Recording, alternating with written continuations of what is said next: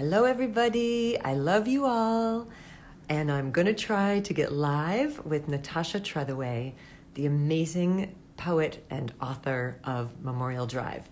If anybody who is not Natasha Tretheway could not send me a request to join, that would be so helpful. So everybody just be cool. And Natasha and I are going to try to do this again and see if we can. Oh, I see so many familiar faces. Okay. Now I've sent her an invite. And in the meantime, I adore you all. And this is the book that we're talking. Hey, there she is. It worked this time. Hi, Natasha. Hi. I did not want to deny everybody your beautiful face. Okay, now comes the second most important thing, which is me turning off the comments so that you and I can just focus on one another. Okay. Everybody, we adore you. This is not hostility. This is just technically challenged people wanting to keep things as simple as possible. Yes. So we're going to turn off commenting, and there we are. Hi, welcome. Hey, how are you doing? I'm doing wonderfully well. How are you doing? I'm good. It's nice to see you. It's nice to see you, and I'm so incredibly honored that you're here. Everybody, just allow me to take a minute and gush and introduce you to everyone. Please join us for this conversation, everybody. This is a national treasure who we're speaking to today. This is the great poet and memoirist Natasha Tretheway. She is a Pulitzer Prize-winning poet. She was twice in service to this country as our poet laureate. And she's the author of a beautiful and devastating new memoir that's called Memorial Drive. And she is, I'm going to start crying before I even begin. we spoke a little bit yesterday, and we already kind of got started. So I know. I just want to say, first of all, thank you. And writer to writer, thank you for this beautiful and devastating story that you've told. This is a book for those of you who haven't yet read it. This is a story that Natasha has carried around and written about in various ways, circled and circles you, I think, for decades. And it's the true story of her mother's death through domestic violence at the hands of her stepfather when Natasha was 19 years old. This book begins with a dream. It's already starting. We can take. I know it's already starting. You know, and yesterday I called you yesterday, and we spoke about. I've been listening to interviews of you talking about this book, and I said, look, how do I serve you in this, and how do I be sensitive in this, and should we not talk about should we somehow talk about this book about your mother's murder and not talk about your mother's murder? Should we talk about craft instead? Should we talk about, and you said the most beautiful thing. You said that you're not afraid of the tears of grief, and that, it immediately made me smile and made me love you, because I thought, yeah, you can't be afraid of emotion and be a poet. Right. You just obviously can't be a poet and fear emotion. And one of the things that you and I were discussing briefly when we spoke yesterday was, you said it's so interesting that some people are afraid of this book because of the great sorrow and the great loss in the book. Yeah. And you said, it's so ironic because people love true crime, grisly murder mysteries so much. And I said, yeah, but people don't love true grief stories. And that is what this book is. It's an elegy, and it's a work of art. And it's, you wrote another book called Monument, but this is also a monument. Yeah. And I wanted to talk about the miracle that begins at where this story launches. So your mother was murdered by her partner, by your stepfather, over 30 years ago in Atlanta. And you write in the beginning of this book about the amount of time you spent as a young person actively, willfully forgetting, I think is the word, willfully forgetting, in order to be able to survive.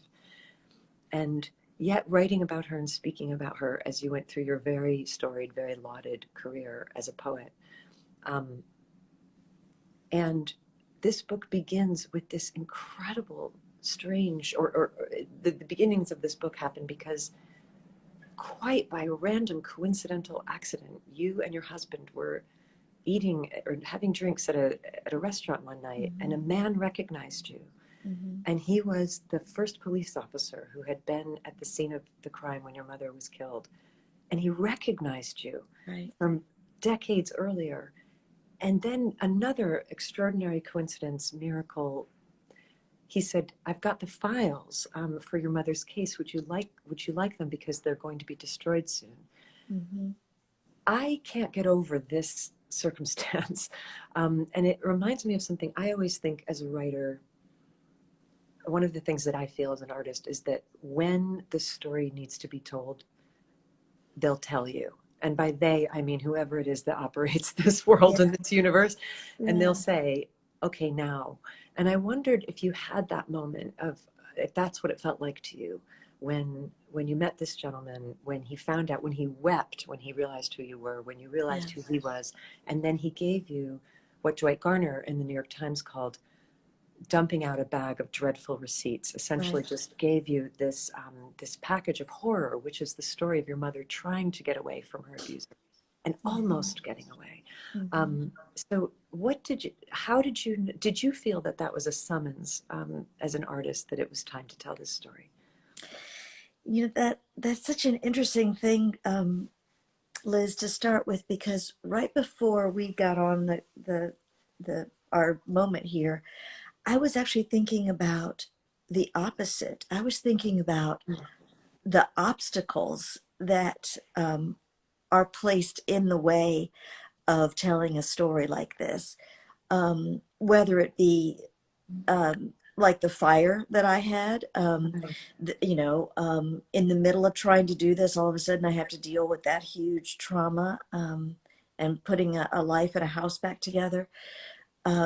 But then there's the obstacles that we put in front of ourselves, like forgetting, like not wanting to sit down and do the work of going there. And yet it seems that the universe kept telling me, this is the story that Yeah. you have to write. I can remember when my first book, Domestic Work, came out, I gave a reading from it. And that book, a big section of it is about my grandmother, my mother's mother. And after the reading, a man came up to me and said, "You need to write about your mother. Mm. That's the story you need to write about." And it was the eeriest feeling, because it felt like he knew the story. He knew something that I wasn't yet dealing with. Mm. So from the very beginning, I felt that the universe has been telling me this. But that moment of, serendipity, of running into the man the former police officer who was first on the scene, um, I could only have had something like that happen, um, because I placed myself in the physical geography of. Right, of Atlanta. And were you actually on Memorial Drive No, but I when was that? right at the restaurant is across the street from the courthouse Wow. where the sentencing happened, where the initial trial for the first time he tried to kill her happened. So, I had put myself right back in that same proximity, um, moving toward it, I think, rather than moving away from it. Even as I swore I would never go back. And here you are sitting in front of the courthouse. Yeah, right um, there. there's so many directions I want to go with that, but before I do, I wanted to see if you would read to us from the very first pages of Memorial Sure. Drive. And for those of you who are just joining us, and please don't miss this conversation with one of America's greatest living poets, Natasha Tretheway, and a great hero of mine. We're reading from her new memoir, Memorial Drive, and I think I gave you the pages yesterday, page 16. I 16. wanted Okay. everybody to see where you come from as a woman who was born in Mississippi in the 60s to a white father and a black mother, and whose very existence was a crime, and Right. and who arrived at such a heated moment in American racial history, and now, of course, we're in another. And these words seem even more trenchant than perhaps when you wrote them. So, or maybe not. I'll let you decide that. But if you could read to us from that, it would be great. Thank you. Thank you. In the spring of 1966, when I was born, my mother was a couple of months shy of her 22nd birthday. My father was out of town traveling for work, so she made the short trip from my grandmother's house to Gulfport Memorial Hospital as planned without him. On her way to the segregated ward, she could not help but take in the tenor of the day, witnessing the barrage of rebel flags lining the streets, private citizens, lawmakers, Klansmen, often one and the same, raising them in Gulfport and small towns all across Mississippi. The 26th of April that year marked the 100th anniversary of Mississippi's celebration of Confederate Memorial Day, a holiday glorifying the Old South, the lost cause, and white supremacy. And much of the fervor was a display, too, in opposition to recent advancements in the civil rights movement. She could not have missed the paradox of my birth on that particular day. A child of miscegenation, an interracial marriage still illegal in Mississippi and as many as 20 other states. Sequestered on the colored floor, my mother knew the country was changing, but slowly. She had come of age in the summer of 1965, turning 21 in the wake of Bloody Sunday, the Watts riots, and years of racially motivated murders in Mississippi. Unlike my father, who'd grown up a white boy in rural Nova Scotia, hunting and fishing, free to roam the open woods, my mother had come into being a black girl in the deep South, hemmed in, bound to a world circumscribed by Jim Crow. Though my father believed in the idea of living dangerously, the necessity of taking risks, my mother had witnessed the necessity of dissembling, the art of making of one's face an inscrutable mask before whites who expected of blacks a servile deference. Thank you, Natasha. That passage struck me for so many reasons. My sister was born in 1966 in Charleston, South Carolina. Oh, yeah. Neither of my parents were from the South, but my dad was in the Navy. I just want to contrast your birth to hers. My sister was born in a naval hospital. My mom's memories, her experiences of the South were polite people, friendly people, wonderful food, Spanish moss hanging from the trees, and a lot of love to her and her child. And my sister was born just a few months after you were. My mom was a nurse, and she was working in a hospital in the South. She was from Minnesota. She'd never experienced the South. And she was working in the maternity ward shortly after my sister was born, and she had to bring two babies down for a test, a black baby and a white baby, and she put them in the same cart and pushed them down the hallway together and was severely reprimanded. And it was, I point this out because it was the first time in her life that she had encountered racism. What white privilege means is that you can be 24 years old in America before you really have encountered racism. Exactly. And on that same year, you were being born into this family with such idealism. You know, one of the first things you were told as a child by both of your parents was that you were the best of both worlds. And yet with such terror. Crosses had been burned in your family's yard. Your mother, your grandmother, who I want to talk about more, had been a very brave activist. You and your family on your mother's side of the family never had the luxury of not knowing what racism was. That's absolutely right. Yeah. Yeah. And I wondered if you could speak a little bit more about your Mississippi upbringing, and particularly about a quote I found of yours in another book, where you quoted Nina Simone saying, everybody knows about Mississippi.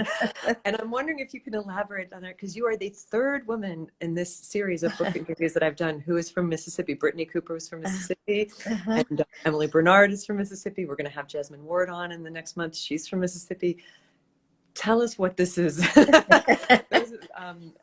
I want to hear more about your it was really fun to use that from Nina Simone's Mississippi Goddamn, of course, because and I tried to use it playfully because you know, she's saying it like everybody knows about Mississippi, and then that's when we get the line Mississippi Goddamn. So I wanted to not have that line, but I also wanted to suggest that there's a lot that we don't know about Mississippi, a Mm-hmm. lot that is hidden or buried or erased in Mississippi's history, which is why it's important that people like Jesmyn Ward or Emily Bernard tell the other stories Right. about Mississippi that often go overlooked because they are buried.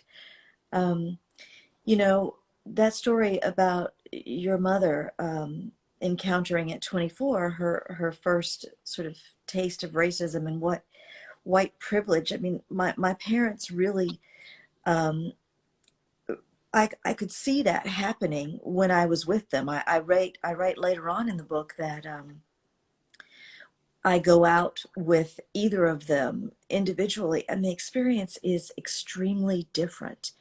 Um, you know, I was very pale when I was born. And so when I was with my father, I'm assuming that, people just assumed that I was his white child.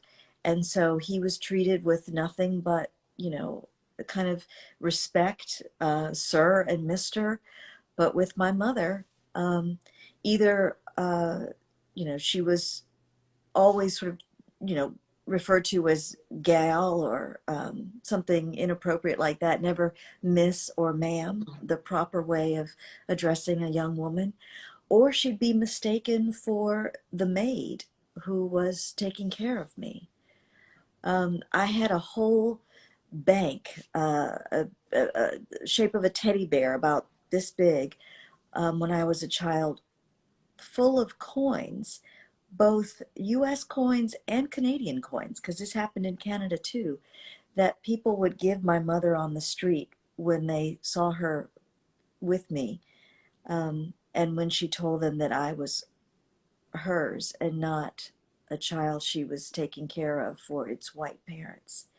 The the kind of, oh, such a cute little thing, too bad she's black, that I also write about in the book. This kind of strange pity and sympathy, but clearly at that point it was rooted in um, white Americans' knowledge of um, the oppression that Black Americans were going to face. That's why they felt so sorry for that poor little girl, because they knew what American racism did to Black people. And the eraser of you wrote a beautiful poem with the line in it, again and again, my mother is assumed to be or mistaken to, I don't want to misquote you, but assumed Right. or mistaken to be the maid. And this erasing of your mother is something that actually has continued into your adulthood, because you're always credited as becoming a poet because of your father. Your father was a poet and your father was a white man. And even as a child, when you were in school, people would say to you, when you did well, when you excelled, which was always, well, that's the white in you, right? So Mm-hmm. he was sort of credited, and then she was quite literally marginalized from the credit for having raised you. Mm-hmm. And she's and a brilliant woman raising you in a brilliant, creative way. I wonder if part of Memorial Drive, which for those of you who are just joining us, this is the book we're discussing with Natasha Tretheway. I wonder if part of that is about recentering her into the story, not just of your private life, but you're a very acclaimed public figure in America, and saying, no, you need to know about, you need to know about my mother. You can't, I won't let her be erased Yeah. for her whole life, and then erased in death, and then erased in my legacy. Did you feel that as you were writing it? Absolutely. Because it has been going on my whole life, as you point out. When people would say that, when white people would say to me, "Oh, that's your white side," I would be so angry. Um, and the older I got, when I could, you know, push back against what people were saying, they would say, "Oh, well, you're not like the rest of them," and I would say, "Well, who is the rest of them? My mother, my grandmother? How Mm, am I not like them? How is that not where everything that is good about me comes from?" mm, And it only got worse, and I think it gets worse not only because of racism, but also the patriarchy. It was really easy for people to draw that through line from my white father, who was also a poet, to me becoming a poet and not knowing anything about what actually wounded me and hurt me into poetry, Mm. or whose language I was inhabiting, whose stories I needed to tell. And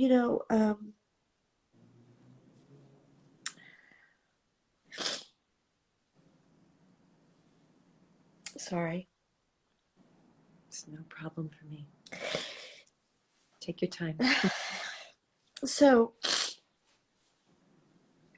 I tried to write about this in my book Thrall as well.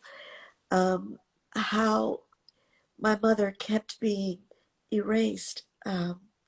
She was being erased when I was written about, when my backstory came as part of the story being written about me.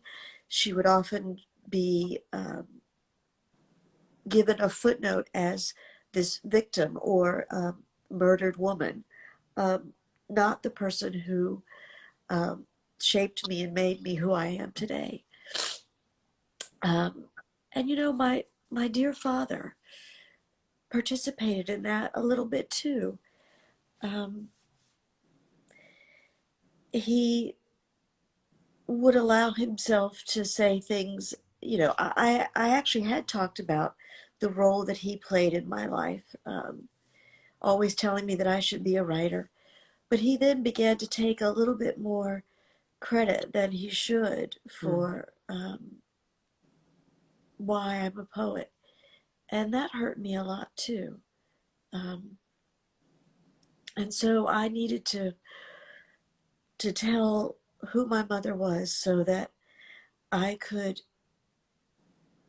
tell the world the truth about her and her resilience. The resilience that I have because she left that as an inheritance. The impression that I got of your mother from reading not only your words and the way that you spoke of her, but her words Yeah. um, in her diary, but most searingly in the phone conversations with your stepfather that were recorded when she was gathering evidence for the police so that they could protect her, which they ultimately failed to do. Um, I get the impression of somebody who really believed that if you could explain things um, rationally Rationally, and yes. intelligently and calmly, that everybody would be okay. And she was a social worker. She seemed to believe in human communication. And I want to go back a little bit to your grandmother, to her mother, who was a real firebrand, and by the sounds of it, um, and who tried to convince your mother to carry a gun um, to protect. Your grandmother had no illusions about the safety of Right. a black woman in Mississippi, and taught you also shoot to maim. Don't shoot to kill, shoot to Right. maim.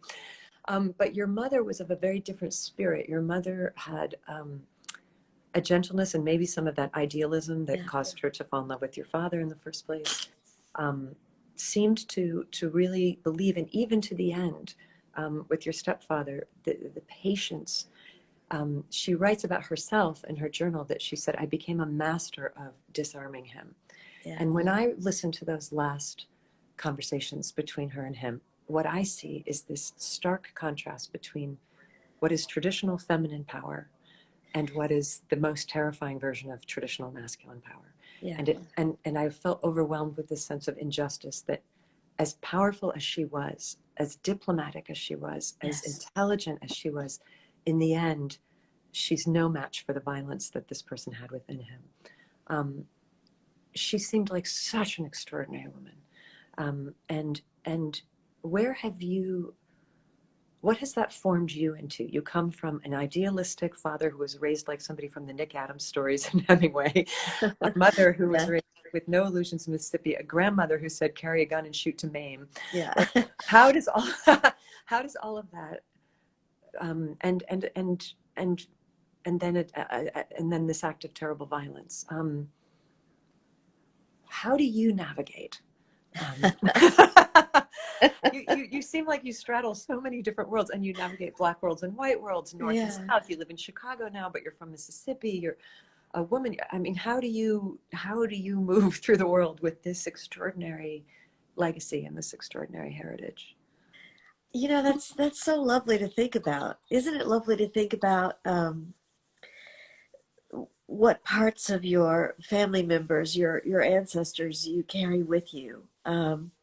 And so when you put it that way, I think about what each of them, my grandmother, my mother, my father, said to me about how I embody characteristics of the other. They probably, yeah, Yeah, they you probably know, could call you you out can on that. imagine. So, I know that I move just like my mother. I mean, even her best friend has seen so much of my mother in me. Perhaps you've had this experience of walking past a mirror and catching a look on your face that is indeed your mother's face staring back at you. I know that I have a lot of that in her. My father said my mother was sharp-tongued. Um, My mother once told me that I could tell someone I love them in a way that would make them feel the opposite. And I'm thinking, now I wonder if that's something that my father is identifying in you. Um, but I'm also, my mother, um, I'm a lot like my father in that, especially as a younger person growing up. And I've had wonderful conversations with Danzy Senna about this, where, um, we got into fist fights long after you should be still getting into fist fights. I mean, I think my last one was in college. So Whoa. that was, that was, I mean, Danzy and I have like talked about, needing to take your earrings off so you can have that fight.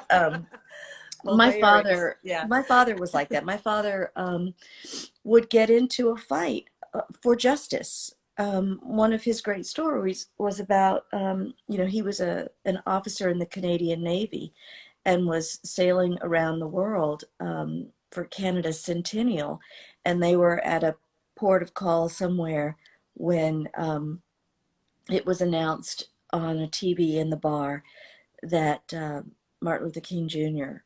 had been assassinated. And there were white servicemen in the bar at the time who cheered at the news. And my father got into a fight. Of course, you would get into a fight um, because of that. Um, my mother would not get into fights. And my mother um, didn't even like the fact that my father was a boxer. My father was an amateur fighter, had fought in the Golden Gloves and continued to fight a little bit when he was in graduate school in New Orleans. But my mother was nonviolent completely. And so if I resort to fisticuffs occasionally, that's my father.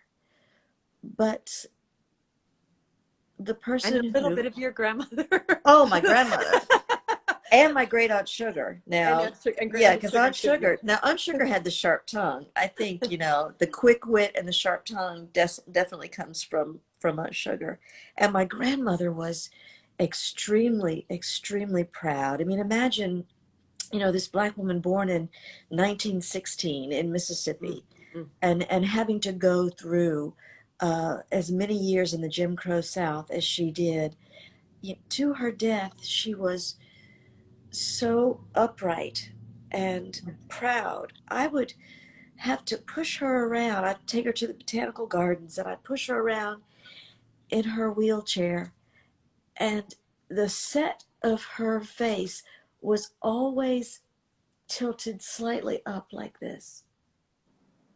Always dignified to the end. Mm.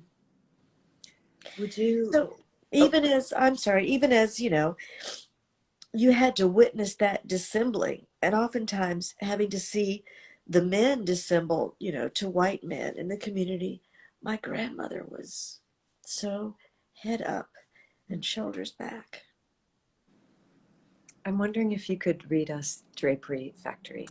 Yes. Um, this, I think, this is well, it's hard to choose, but this is one of my favorite of your poems. And if you could give us a little introduction as to Yes. what it's about.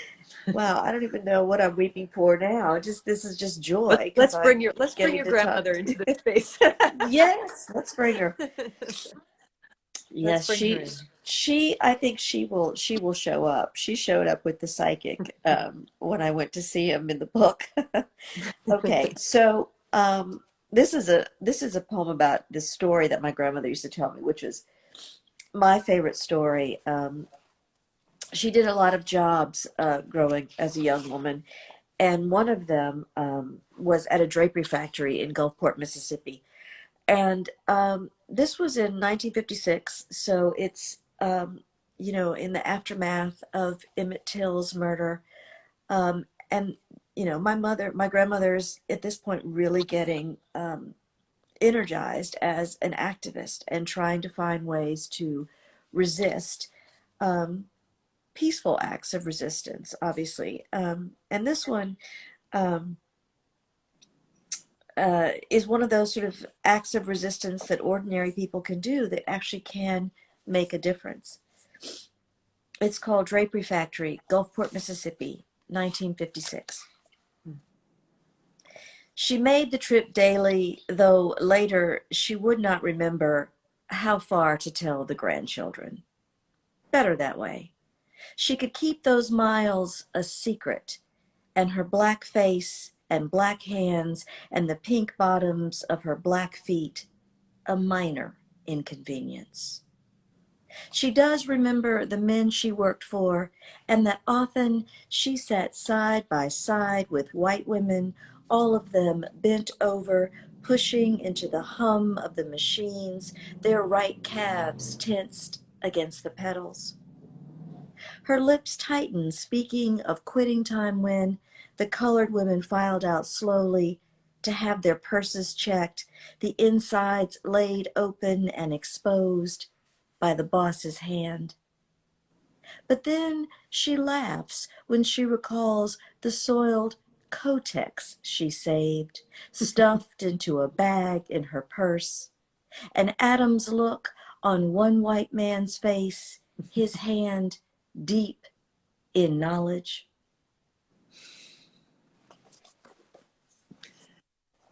So Whenever she told that right story, there.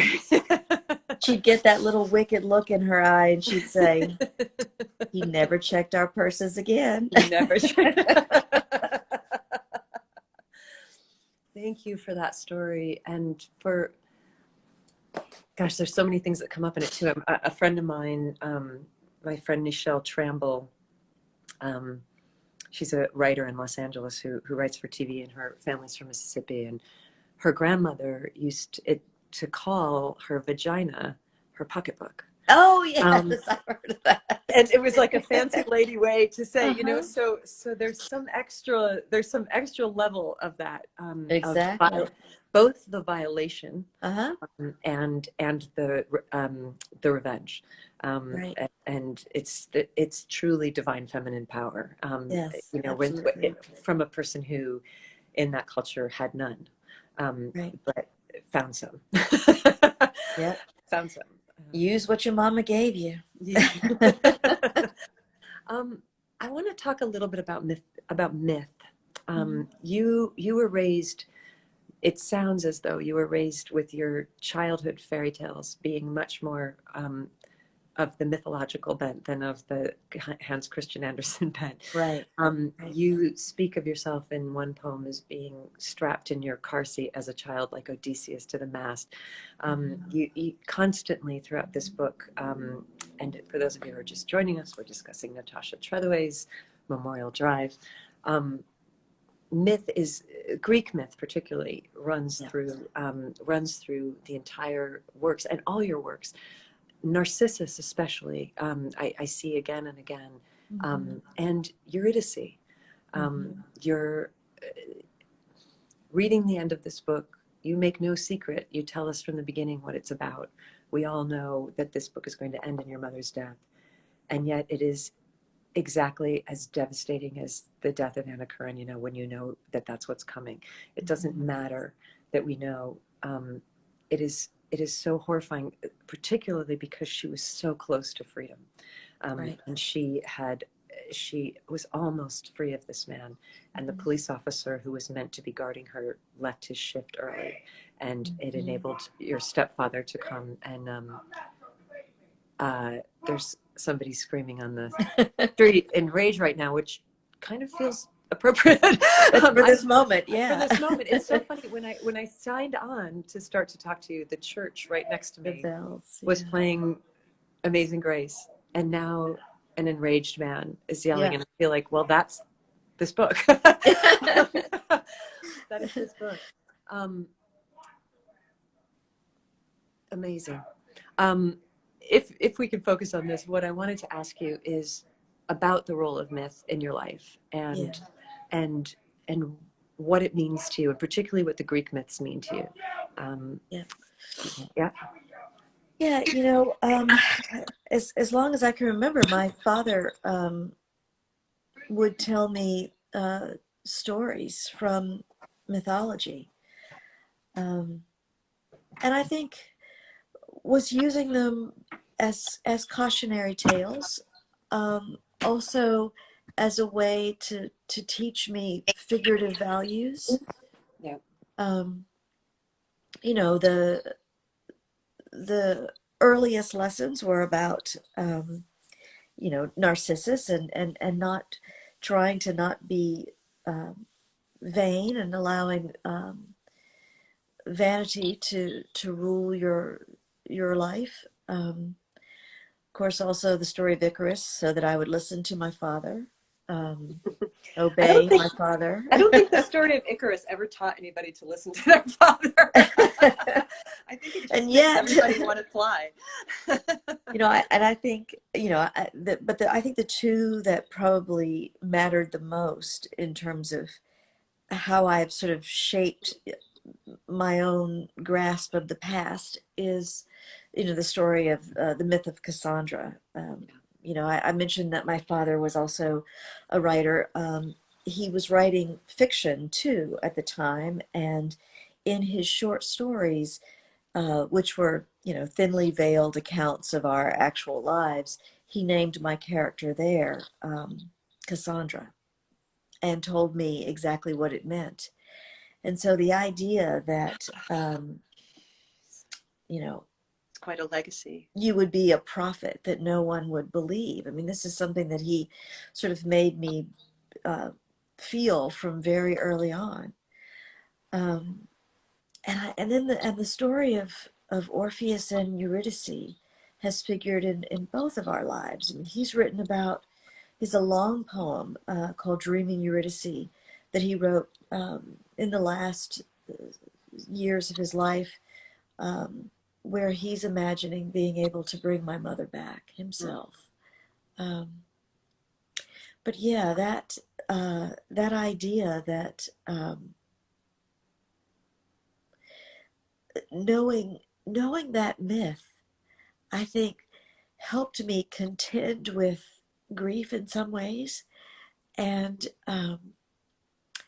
to make sense of dreams that I had about her.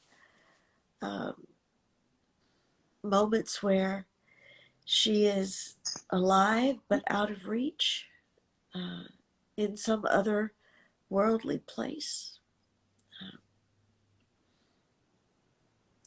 You quote Robert Frost saying that, I stepped away from my notes so we could have peace and quiet. Yeah.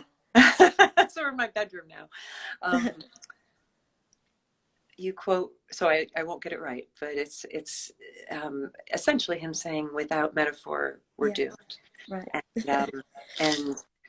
And he says, science can't save you, history can't save you. Is that the exact line? Well, he says if you don't have a if you've not had your proper poetical education in the Yeah. metaphor, if you don't Right. have a grasp of figurative values, you're not safe in science. You're not safe in That's history. it. You're not safe in science. You're not safe in history. Because Yes. metaphors are everywhere around us, and we need to know how to parse them and make sense of them, or we can't survive them. Can I tell you a story? Yeah. Okay, so I went to Greece several years ago with my mom, and I hate not being able to read things. I get frustrated in countries with different alphabets because I, even if I can't understand what the words mean, I want to be able to say them. So I decided to learn the Greek alphabet before I went, um, so that I could, so that which is simple because it's not, ours is very similar to it. I tried to Um, teach it to myself when I was a small child. yeah. Okay, so this is a nerd meet nerd moment, Yep. and this is my idea of fun on vacation is to learn Greek alphabet, and your idea of fun as a child is to teach it yourself. So we really we really are siblings here Yes. in the nerd Yes. world. And then I drove my mom crazy by spelling out and sounding out everything that I saw as we were driving around Greece. And we were with a tour guide one day, and we drove. There was a big truck, tractor trailer truck, driving by us on a highway in Athens. And I spelled out the word that was on the side of it in huge letters and spelled it out slowly, metaphore, Ah, metaphor. And I said, metaphor? I said, and our you'll like this. Our guide's name was Paris. ah. Um, and going back to our mythology, and I said to Paris, "Does that say metaphor?" And he said yes. And I said, "Is that a giant truck filled with metaphors? What is that? Like, what is it? Who's shipping metaphors across seas?" Yeah. And he said, "No, metaphor is the Greek word for transportation." And I never knew that that's what a metaphor was. Either. Right. It's something that transports you. And then I noticed it on my plane ticket in Greek. I noticed it in my train ticket that I was being moved through metaphor Yeah. from one place to another. Right. And I was so excited by that, and finding out I what that is. love that. And I wonder how writing this book and finding those metaphors, finding the mythological through lines in this, finding you're such a historian as a writer, as well as you're such a deep researcher. Your work is grounded in such scholarship, and you reference everything in your work, from E.J. Belloch's photographs to Vermeer to Nina Simone to to the ancient Greeks. I mean, you're all over the place. And in writing this book particularly, do you feel that it moved you, that it transported you, from one psychic or emotional or spiritual place to another, as a truck full of metaphors might be able to do? Yeah. Yeah. Yes. You know, one of the stories that I tell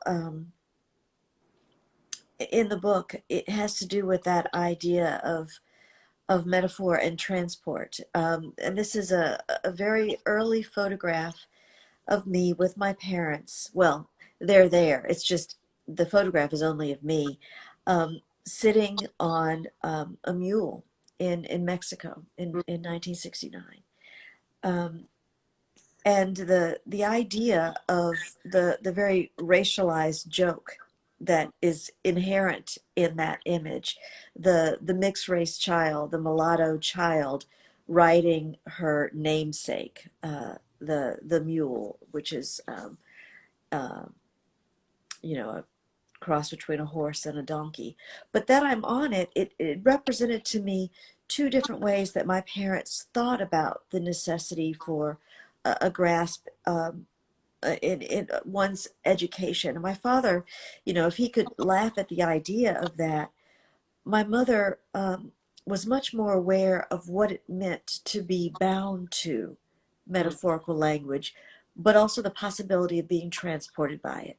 mm, So a perfect example of how I had to both shift from what the literal idea of something to the figurative idea of something.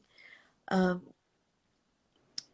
my father also told me that, Natasha, means Christmas child. So I had, and this idea of the Christmas child, of course, Jesus and the 33rd year. I mean, my father talked about the 33rd year, and that number just, stuck out to me as like, okay, so 33 is a big deal. I can't watch, for example, the stories about the dead now from COVID-19 without paying close attention to the ones who were 33 Mm. when it happened. But this idea of being of 33, so my whole 33rd year, I was uh, only thinking literally that somehow I was not going to survive it. And I Mm. think I also thought that because, you begin to think you're on borrowed time, the closer you get to, and particularly after being older than a parent ever was. Right. And so, I was consumed with the idea that I wouldn't make it past my 33rd year. But then when I did, and not long after that, I ended up going to Greece and meeting a Greek poet who told me that Natasha means resurrection Ha, in of Greek. course it does. So I had been thinking this Ah, whole time literal death as opposed to figurative resurrection. a And it's considerable difference. a considerable difference. Yeah. And Wow. why the figurative and our grasp of it matters. And so your question was about, what transport happened for me in writing this book. And I think so much of it was about being able to grasp the figurative import of my life, which uh, is something that propels me forward like a resurrection and not stops me like a death. I'm going to move back into the other room. Yeah. I think it's gotten quiet out on the streets. Thank you for that. I heard an interview with you on NPR years ago in what I think we can safely call a happier time. Yeah. It was on the around the time of Obama's election. Uh-huh. A very different moment than this moment. And you were being interviewed by Terry Gross about, that like Obama, like our at that point our new president, that you were the product of a mixed race marriage, and what did that mean? And you were speaking about that. And there's a moment in it that just brought tears to my eyes because things are so bad now that it's Yeah. almost like we've forgotten what this moment felt like. But you said, um, Terry Gross said, if your mother was alive now and could see that Barack Obama was just elected president of the United States, what would she say? And you said, I want to find, this is why I Oh, came back what in the did I room. I say? wanted to find it. Let me see if I can find it in my notes. I have so many notes I can't find it. Well, how about this? I'll ask you directly what she would have said about Obama being elected, and then what you think she might have said about this very different and much more sinister moment that we're in right now as a country. And which moment would have surprised her more, or would either of them have surprised her at all? That's exactly what I was thinking. That seems like the answer that I have closer in mind right now. Mhm. I can't remember what I said then. I think she would have been surprised by it, but I think she'd probably be more surprised by where we find ourselves now. And I think that's because, there was such a great hopefulness that people like my mother and my father had in the 60s for um, the changes that were being wrought in the nation. um, that it looked as if the nation were really moving closer uh, consciously toward realizing its founding ideals, um, that moral universe was indeed bending toward justice. And I think to see such virulent and vocal and visible forms of white supremacy and white nationalism um, would be utterly surprising. That we could have gone as far as we did, only to take so many more steps backwards. It's the backwards motion of it is stunning.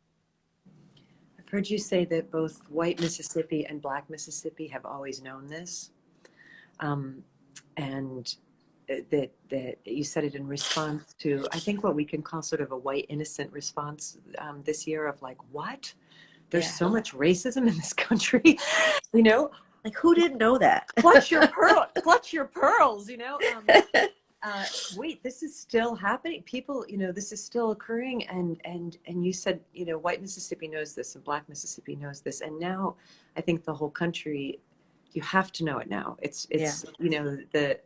The log has been kicked over, and you can really see the disease at the root of all of this. There's your mother at one point considered moving to Canada with your father, but wrote that my country needs me. Not even my country, she said my state. Mississippi needs me. This would have been in 1966 or 1967. That broke my heart to read too, because of course all I want reading the story is for her to go, is for her to run and to run away from the destiny that was waiting for her. And to get free and to go to Canada, which is so much better. I wonder if you have a sense, you have served this country as our poet laureate for 2 terms, and you were the poet laureate of Mississippi. Do you have a sense of your country and your state needing you, or has your family given enough? And maybe do you want to run away to Canada with me? I'm just curious what you feel about that at this moment.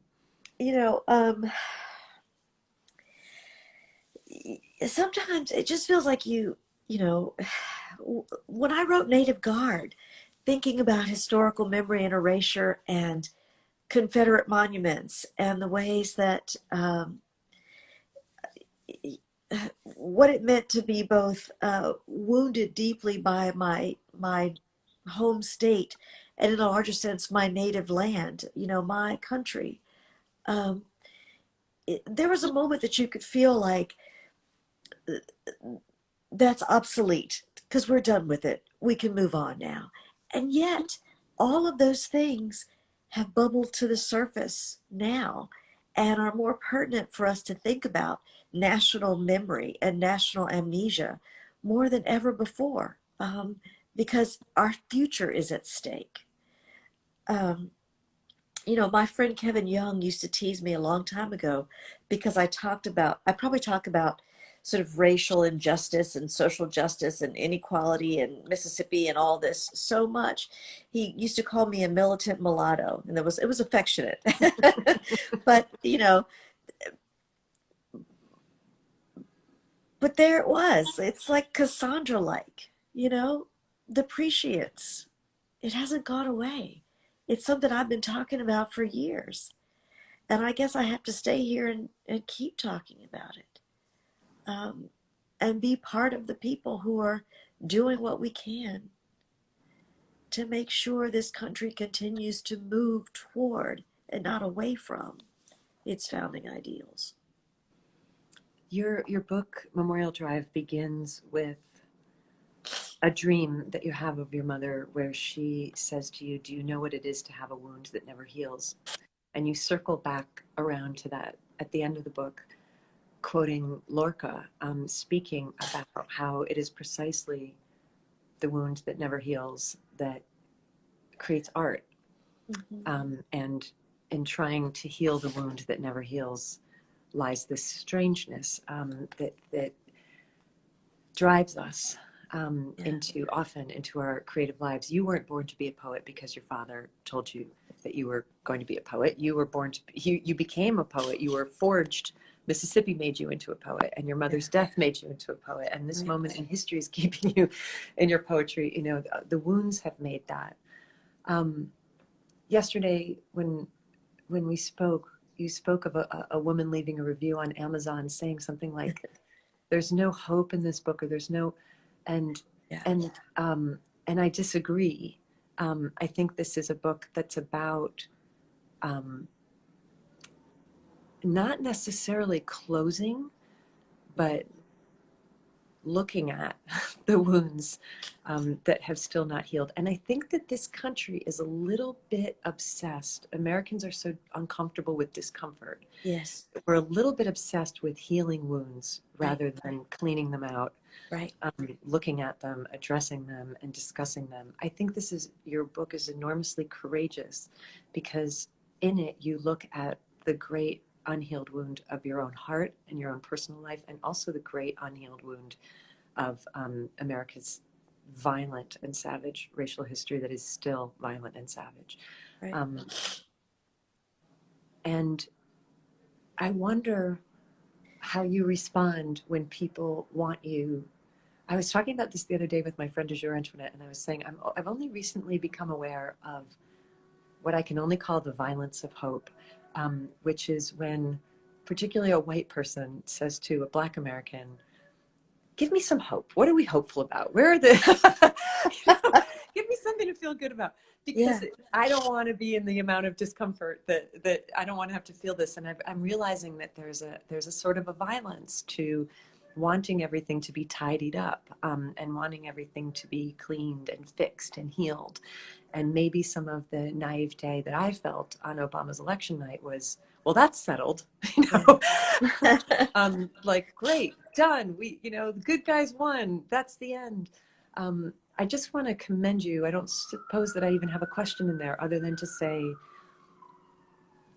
the mantle that you carried from the beginning with your father of calling you Cassandra, and the work that you've continued to do is about not reaching for cheap hope, but telling painful truths, both on the personal level and on the historical level. And I guess what I'm just saying is thank you for what that must cost you to do. And if I do have a question, it might be, what has that been like for you to hold that place in our culture?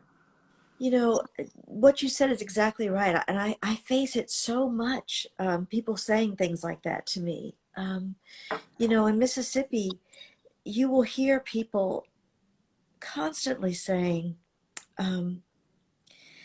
we need to not open old wounds. Why are you going to open these old wounds? And the idea of that, what's problematic, as you've said, is that the wounds aren't actually healed. It's not that somehow we've managed to keep them clean and therefore they've healed. They've just festered, and all we've done is kept a filthy bandage on top of it. Which is why, I cleave to, Rumi's, the wound is the place where the light enters you. That is where the possibility of our salvation is as a nation, in recognizing the wound and letting light get into it, as opposed to keeping it wrapped in filthy rags, as we've done for so long. I gave a reading once, and someone came up to me afterwards and said, I was reading from Native Guard too. Came up to me and said, "Do you have any hope?" And this has become a joke with some of my friends. We treat each other like, "No, you don't have any hope, do you?" I wanted to say, the poem, when you make art about something, no matter how difficult or tragic it may be, the poem still says, I am still here. I can make something generative out of this. That's the most hopeful act there is. We can't look for hope in silly, easy places. But we can look for hope in the fact that we can still be here to do something. And, I was thinking about this too. I say this in my book, do I really believe it? I think I do. The power of being able to tell these stories has saved me. What could be more hopeful than that? Natasha Tretheway, I don't want to add anything to what you just said, other than thank you. Thank you for sharing your life with us and this hour with me and with this beautiful community. We love you. Thank We're you. grateful. And I'm going to put the comments back on for just one tiny second because I know that everybody is going to want to just shower you with love. I don't know if you can, I know you're not familiar with Instagram Live, but all those little hearts piling up in the corner, do you see those? Each one of That's those is a human lovely. being Oh, letting you know, many like, hearts. there they are. Many Yeah. hearts. Every single one of those is a person just saying thank you. And It's lovely. we I want hold to you in thank the highest you. regard. Thank you My for pleasure. your brilliance and for using your talent and your platform to bring attention to so many writers and so many important issues that we need to be talking about. Thank you, Natasha. Thank you. I won't stop. Don't ever stop. I That won't. gives me hope. I won't. Thank you, and thank you all so much for joining us. The book, once more, is Memorial Drive by Natasha Tretheway. I know that's going to come up backwards on your screens, but you're clever. You can sort it out. I would also very much recommend that you treat yourself to her poetry. A good place to start is with this book, Monument. It's a collection, so you can sort of move through Natasha's life with her over the years. And I just can't thank you enough for being with us today. And all the best to everybody. Take care of your hearts. And this is a marathon, not a sprint. And so let's keep going. Okay. Lots of love to you, Natasha. Love to you. Thank you.